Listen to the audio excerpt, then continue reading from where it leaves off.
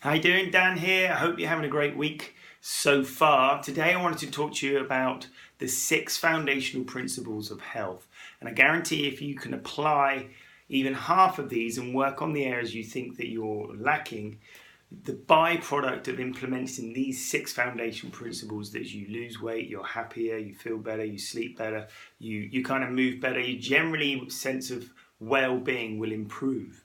So rather than looking at weight loss and a kind of a calories in, calories out equation, which is a very physical thing, this is a very a good way of kind of losing some weight, but also just improving your well-being. And it's a great start. And this applies to anybody that wants to lose weight, has arthritis, who has cancer, who has anxiety, who is frustrated, whatever it is. This is a good place to start, and it takes away the prescription out of it. And the idea of these foundational principles is that you're building health, and then the byproduct of that is that you'll have a greater sense of well-being. So number 1 foundational principle is thinking. Mindset is everything. You may have heard that you become what you think about. And every thought, scary, has a physical manifestation.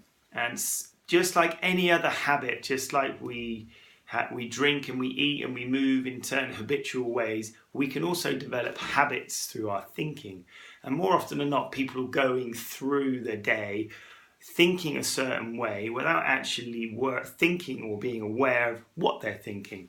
And if we have more of a negative bias, what we call stinking thinking, this can have disastrous effects on our body and on our well-being.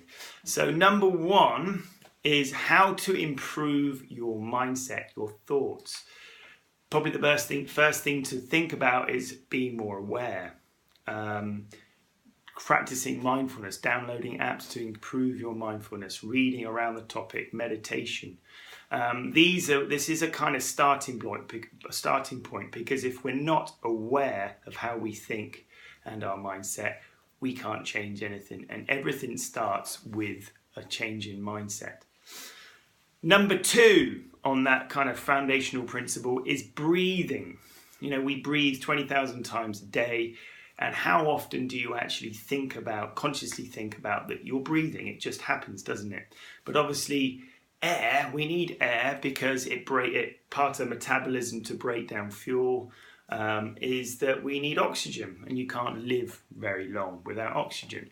Now, as you probably know, our thoughts are directly linked to our nervous system and the way we breathe.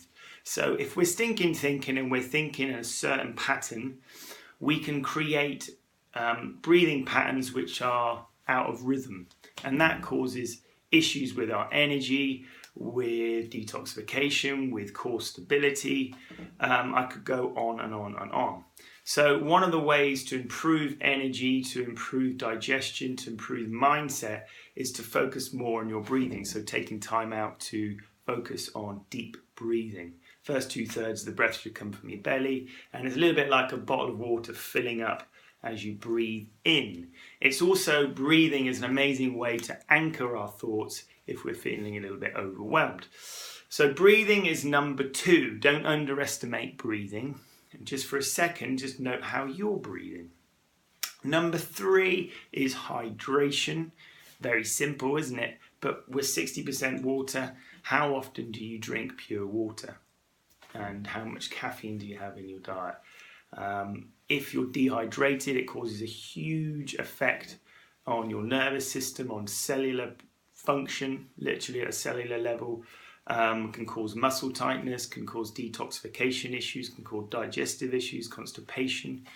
You name it, hydration is really key. It can cause issues with performance, recovery. It goes on and on and on. So hydration is number 3. Where do you sit on hydration?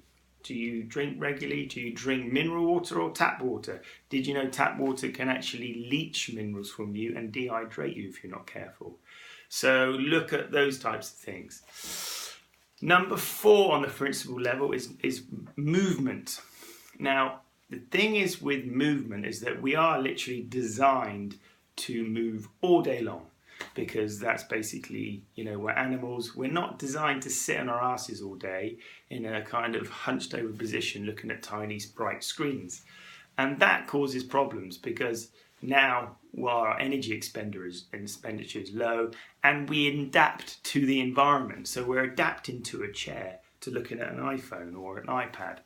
Movement comes in different shapes and sizes. We're not just talking about exercise here. We're talking about walking, moving, twisting, pulling, gardening, all different types of different movements. And now technology is coming in. It's minimizing our type of movement that we're achieving. We're always doing the same type of movement. So we get what's called pattern overload. So how much do you move a day? What types of exercise do you do? Are you punishing yourself from eating a poor diet? That's bad news because it means you're not going to recover. All you're going to do is end up getting injured, especially if your posture's not so great. Are you choosing the right type of exercise? High intensity, aerobic, corrective exercise, more postural work? Or if you're a little bit stressed out, do we need more relaxation, stretching, breathing, more mindfulness type of work? So choosing the right type of movement is crucial, making sure you're not underdoing it and you're not overdoing it. We're getting a balance, and we're choosing movement and different types of exercise to balance the nervous system. That's really key. So number 4 is movement. Number 5 is a huge topic, diet. Are we eating too much, too little? Are we eating regular meals? Fundamental things.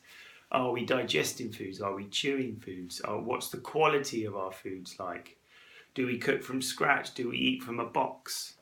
Are we eating dead foods, alive foods? Are we getting a variety of foods? Are we eating good quality foods?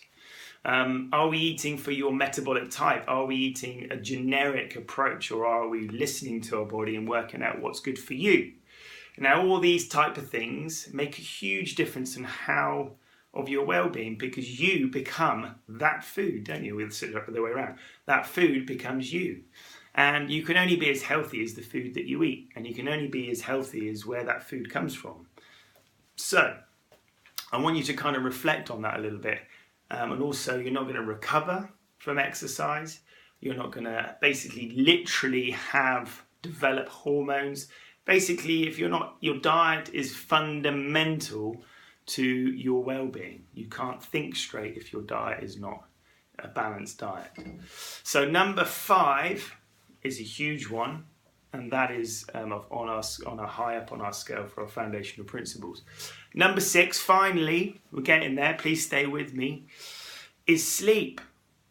We have a circadian rhythm throughout the day, which is basically our hormonal cascade, which means that, when sun comes up, our body releases cortisol, which then diminishes through the day, and that wakes us up. We should be active, ideally, the first part of the day, and then the second part of the day, we have growth hormones and repair hormones that repair us. So it's all about yin and yang, or yang and yin. How we need to get to bed on time in the winter, probably by 10, and in the summer by 11, and we need at least 7 or 8 hours sleep, good quality sleep. Now, if we're not sleeping, then we're not repairing. We're not repairing from the exercise. We're not repairing from overload, from stresses. Poor sleep patterns is linked to diabetes, to inflammatory issues, to you name it. If your sleep is poor, then it's going to affect absolutely everything. So what we find is that the rest of these foundational principles will affect your sleep, and all these principles are interlinked. So get a bit of paper out and write down these foundational principles, and just note down where you think that your lifestyle, your challenges are.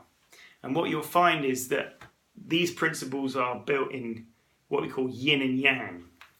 You may have heard of that term. Yang is a male principle. It's all about doing, creation, go, go, go.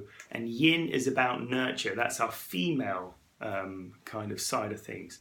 And of course, to have balance, we need to have aspects of yin and yang. Now, thoughts are yang. Breathing is yin. Hydration is yin, female. Movement is yang. Diet is yang. Sleep is yin. Now, if we want to have a balance, how much yin and yang are you? Are you more yin or you're yang? It's a bit hard to say after a while.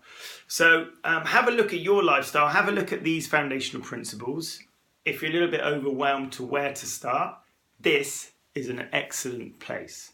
If you need more help with this stuff, I'm the man, and I can help you, coach you through all the changes that need to. Let me know if you have any questions. Please like and share, and I'll see you soon. Take care.